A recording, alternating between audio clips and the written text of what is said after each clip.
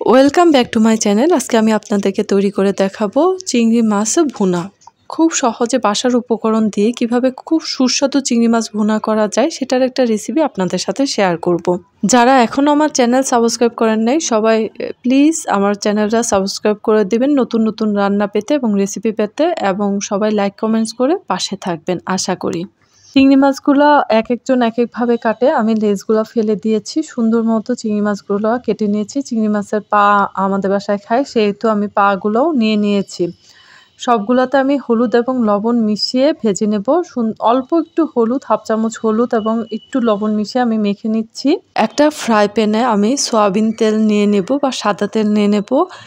1 কাপের 3 ভাগের 1 ভাগ, তাতে আমি চিংড়ি মাছগুলো ভেজে নেব। চাইলে আপনার সরিষার তেল দিয়েও কিন্তু রান্নাটা করতে পারেন, বা যে কোনো রান্নার তেল দিয়েই রান্নাটা করতে পারবেন। আমি আজকে সয়াবিন তেল দিয়ে বা সাদা তেল দিয়েই রান্নাটা করব। বা এক পিঠ ভাজা হয়ে গেছে, তা অপর পিঠ উল্টে দিব। বেশি ভাজলে কিন্তু চিংড়ি মাছগুলো রাবারের মতো হয়ে যাবে, তখন কিন্তু খেতে ভালো লাগবে না।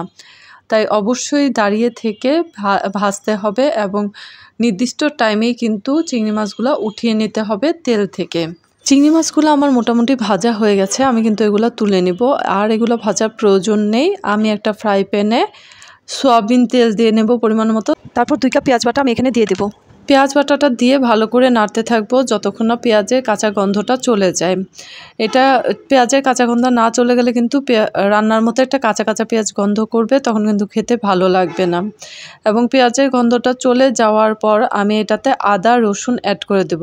আদা বাটা অ্যাড করব হচ্ছে 1 চা চামচ এবং রসুন বাটা অ্যাড করব 1.25 চা চামচ, একটু কম আর কি। দেন হচ্ছে আবার আদা রসুনের মধ্যে যে কাঁচা গন্ধটা সেটা মিলিয়ে যাওয়া আগ পর্যন্ত কিন্তু আমরা নাড়তে থাকবো। আদা রসুনের কাঁচা গন্ধটা চলে যাওয়ার পর হলুদের গুঁড়া 1 চা চামচ, মরিচের গুঁড়া 1.5 চা চামচ এবং জিরা গুঁড়া 1/2 চা চামচ দিয়ে ভালো করে নেড়ে এটার মধ্যে পানি মিশিয়ে নিতে হবে। পানি মিশিয়ে নিব। দেন হচ্ছে ভালো করে মশলাটা ভুনে নিব। মশলা যত ভুনা হবে ততই কিন্তু খাবারটা টেস্ট হবে। তা না হলে কিন্তু মশলা ভুনা ঠিক মতো না হলে কোনো খাবার কিন্তু মজা লাগে না। কাঁচা কাঁচা একটা মশলার গন্ধ থেকে যায়। সবাই কিন্তু টাইম নিয়ে মশলাটা ভুনে নেবেন। আমি সাথে দিয়ে দেবো 1/2 কাপের মতো দুধ। এখানে গরুর দুধটা ইউজ করার চেষ্টা করবেন, না হলে হচ্ছে নারকেলের দুধ ইউজ করার চেষ্টা করবেন। তা না হলে টেস্টটা কিন্তু পারফেক্টলি আসবে না। নারকেলের দুধ দিলে সবচাইতে বেটার হয়। আমি আজকে গরুর দুধ দিয়ে দিয়েছি। দেন মশলাটা ভালো করে ভুনে নেব।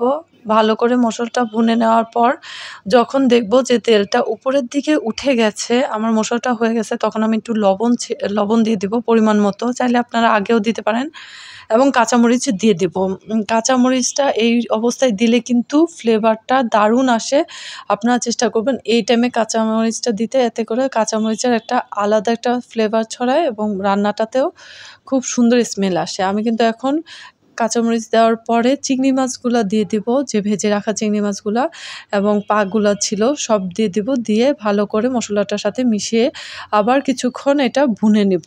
চিংড়ি মাছগুলো যেহেতু ভেজে নিয়েছি তাই বেশিক্ষণ চিংড়ি মাছটা রান্না করতে হবে না, তা না হলে কিন্তু চিংড়ি মাছ রবরের মতো হয়ে যাবে। তো আমি এখানে 10 মিনিট আমি রান্না করে নেব ঢেকে। তারপরেই দেখেন হয়ে গেছে আমার চিংড়ি মাছটা। আমি একটু ঘি দিয়ে নেব 2 চা চামচের মতো, তাতে কিন্তু আমার চিংড়ি মাছের আলাদা ফ্লেভার হবে। ঘিটা আগে দিলে কিন্তু ঘির একটা ফ্লেভার বাহির হতো না, তাই আমি ঘিটা সবার লাস্টে দিয়েছি। চিংড়ি মাছটা কিন্তু আমার হয়ে গিয়েছে। আমি কিন্তু এটা এখন নামিয়ে পরিবেশন করব।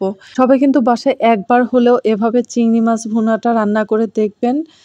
দেখবেন যে বাসার সবাই পছন্দ করবে। এই রান্নাটা কিন্তু পোলাওয়ের সাথে, ভাতের সাথে, সবকিছুর সাথে কিন্তু খেতে পারবেন। অনেক মজার একটা